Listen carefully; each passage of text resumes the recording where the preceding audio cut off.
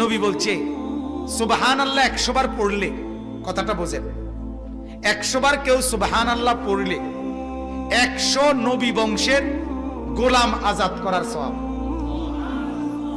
আলহামদুলিল্লাহ 100 বার পড়লে আল্লাহর নবী বলেন 100 ঘোড়া আল্লাহর রাস্তায় যুদ্ধের জন্য দান করার সওয়াব।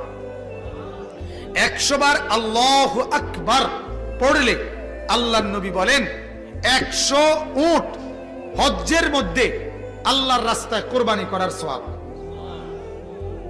কয়টার সওয়াব কইলাম?